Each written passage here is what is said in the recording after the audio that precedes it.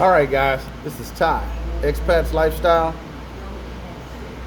Today I'm here with Thomas. He told me a story. He lives here now. He told me a story that I really want you guys to hear. We're going to talk to him. He don't want to be on camera, so that's cool. I understand. But I still wanted you guys to hear the story. So let's go ahead and get started. If you like, as always, like, subscribe to the channel, leave comments. Let me know what kind of things you guys want to hear about so that I can continue to bring you this good content. All right, Thomas. Hey, good afternoon out there. All right, man. Where you from? I'm from New York. From New York. Okay. And how long you been coming down here to Sosua? I've been coming down here for the last 13 years. 13 years. What makes you keep coming back? New York is very cold, and just a lot of relaxation, a lot of beach time, a lot of camaraderie with my friends from New York, and I meet a lot of other, brothers from different states, and just have a good time chit-chatting, and the women is off the hook. Okay, so the women. So talk to me about the women. I mean, there's fun, there's dating, there's a little bit of in between. So tell me a little bit about this story that you told me about the other day that I had to get on tape. Well, just like you wanted to hear my story, and I want to put this story out to let brothers know when they come down here, they must be very careful not to get overly involved in some of these women out here. Okay, so the story starts like this. I met a beautiful woman one day here in Dominican Republic, and we spent roughly 5 days together before she let me know that she was going back to her hometown, which is in La Vega, Dominican Republic. Okay. So I offered to give her a ride. Instead of her taking a 5-hour bus ride, me driving her, it only took 3 hours and 30 minutes. So she was really happy about that. Okay. And again, we had a very good time the 5 days prior to the trip.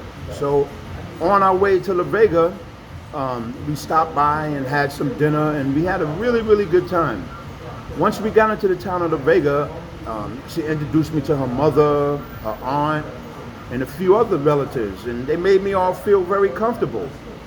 So later on that night, another cousin called me, or called my girlfriend, and told her that her father wanted me to come over and have a few beers with him.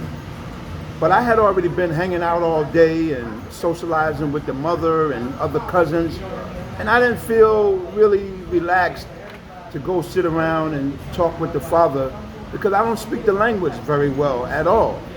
And I just felt like I would feel uncomfortable going around the father, having been drinking and not knowing the language. So I told her cousin, nah, I'd rather not come by. So later on that night, my girlfriend, we left from her mother's house and went over to her house, and we started listening to music, and one thing led to another. Next thing you know, we in bed, we having a very good time, and doing what grown folks do. So around 1 o'clock in the morning, as we laying in bed, somebody starts banging on the door. Okay.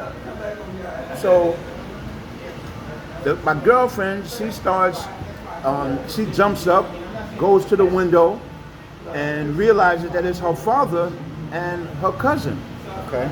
So she went to the door and opened it up, but before she went to the door, I went on and got partially dressed myself because I thought that they was gonna come in and it wouldn't be appropriate to me be laying there butt naked. So I put my pants on, my shorts on.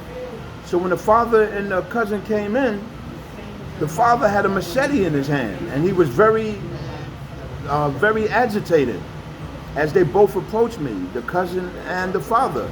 So I'm like looking around for something to protect myself with, but the cousin, he was kind of holding the father back, like restraining him from coming towards me. With the machete? With the machete.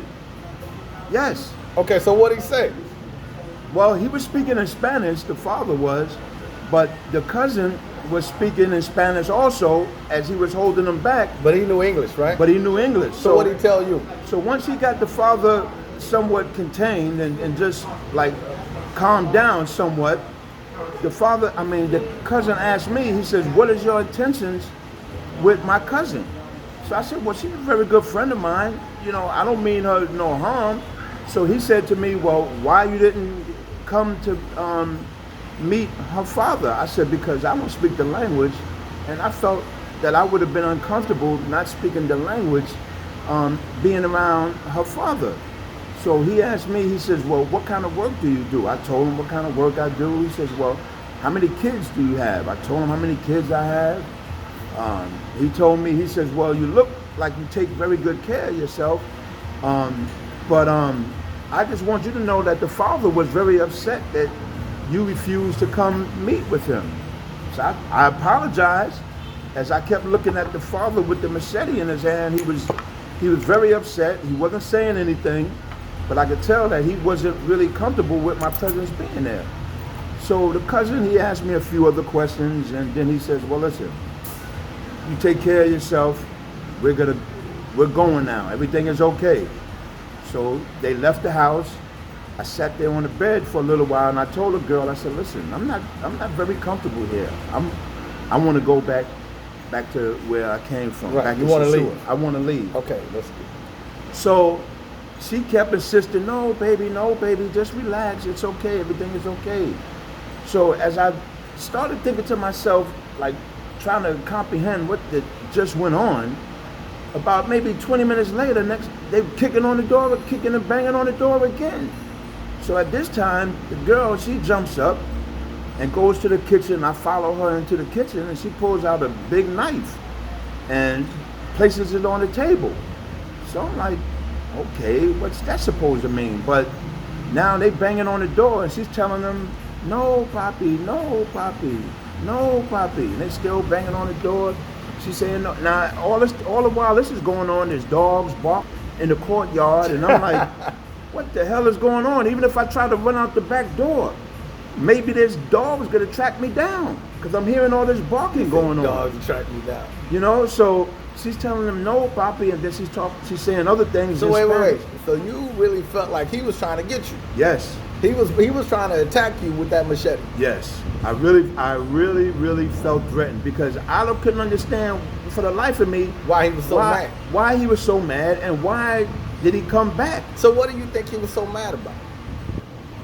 I don't know. From my experience, I noticed that I have nothing against Dominicans, but I noticed that they do a lot of drinking, and when they do a lot of drinking, sometimes their rationale just goes out the window. So maybe he felt embarrassed that I turned down his request to meet up with him, or maybe he just didn't believe me when I said that she was my friend. Hang on one second.